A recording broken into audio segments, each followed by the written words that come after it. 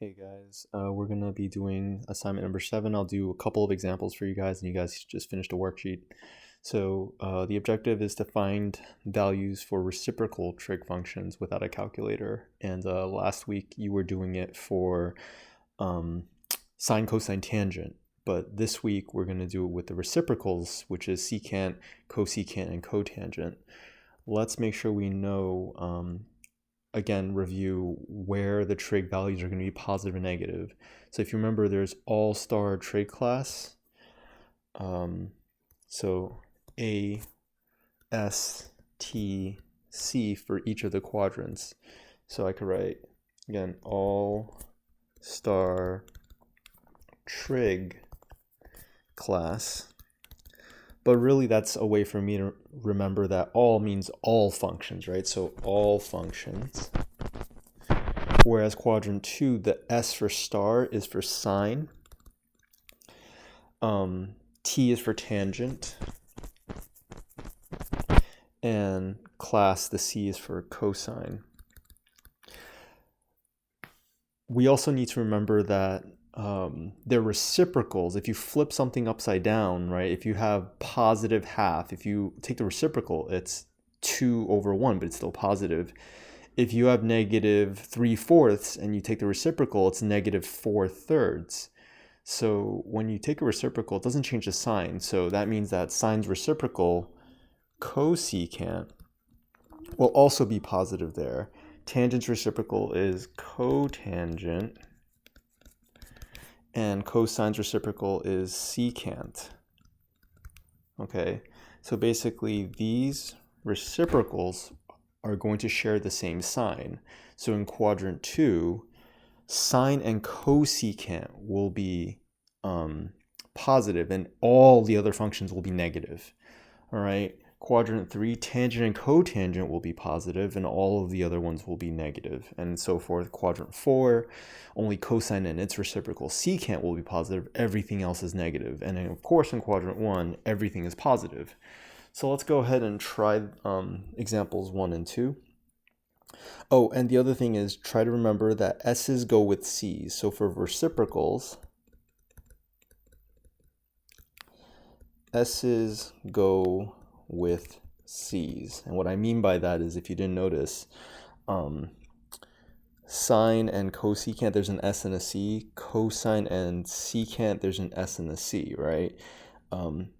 Just remember sine, cosine, tangent are the first originals, and cotangent goes with tangent as the reciprocal. And again, sine is the original, cosecant starts with a C, that's one of the new ones, and cosine is the original, secant starts with an S, which is a new one. All right, so the first thing we want to do is we want to figure out if it's asking for secant 225 degrees, then what I'm actually looking for then is I can look for its reciprocal, right? I don't know secant, but cosine 225 is its reciprocal, right? So if it's the reciprocal, I know secant and cosine, they're just flipped upside down of each other. So I could then write that this is really 1 over cosine 225 degrees, right? Because again, I know they're reciprocals. I don't remember secant stuff, but I know sine, cosine, and tangent of special angles. So let's go ahead. We also need to ask ourselves, well, cosine of 225 degrees, well, 225 degrees is in what quadrant? So I'll sketch it out really quickly on the side here. So if I go 225 degrees, I'm in quadrant 3, right? So that means that quadrant 3, notice tangent and cotangent. So I'll write it here. So all-star trig class. Again, for number 1, I know that 225 would end up in quadrant 3, right? Because here's 180 and here's 225, right? This would be 270 if I got there. So now that I know that tangent and cotangent would be positive, right? Then I know my answer is going to be negative. So let's go ahead. We know that whatever this comes out to, it's going to be 1 over something. So it's going to be negative, right? Now 225 degrees, well, I want that to be an acute angle, but by how much? If I sketch that in, right, I'm looking for the reference angle over here. What would that be? Well, I know this is 180. So if I subtract 180 from the 225, that actually leaves me with 45.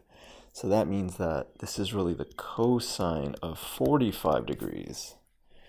And then once I have that, well, cosine of 45, if you look back in your notes from before, you're going to know that that's root 2 over 2. And once you have that, well, if I'm taking the reciprocal, then all I need to do is flip it upside down, right? 1 over root 2 over 2, that's really, if I just flipped it upside down, right? Because if I take this into take this and divide it by a fraction, remember, that just means that I'm going to take the denominator, multiply, but flip the denominator. So really, this is just equal to negative 2 over root 2. And that makes sense because remember, secant's the reciprocal, right? So if I know cosine 45 is root 2 over 2 negative, then I just flip it. And the final thing is for these, I just have to rationalize the denominator. So multiply top and bottom by root 2. So this becomes negative 2 root 2. And then root 2, the two roots just get you a 2, which means those cancel out. And that's just negative root 2. Okay. That one, I want to go over that one because that one had rationalizing. Sometimes you just get a problem where you don't have to rationalize anything. So let's try cosine 135, right? Cotangent 135, number 2. So again, cotangent is the same thing as tangent. It's reciprocal. So I could say that, oh, well, that's 1 over tangent 135. And now I just have to make it into an acute angle. So 135, again, 135 is in quadrant 2 because it would only get up to here. It wouldn't get up to the 180. So in that case, again, I subtract from 180. Remember, you only subtract with 180 or subtract with 360, never 90 or 270 to get the reference angle. You just want that angle here to be an acute angle to figure out the trig ratio. So this is really the same thing as 1 over tangent 45 degrees.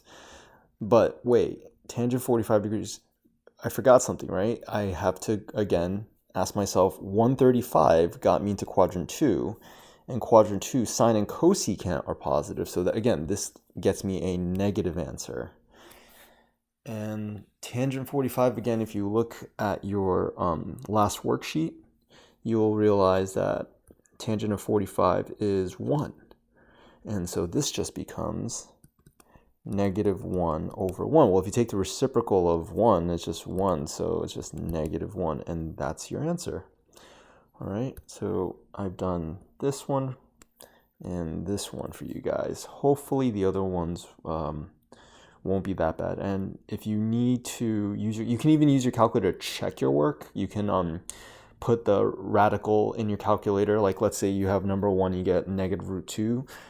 If you put in your calculator secant 225, if you put this into your calculator, you'll be able to get secant 225 in a decimal form. And then you put this in your calculator, get a decimal form, see if they match up.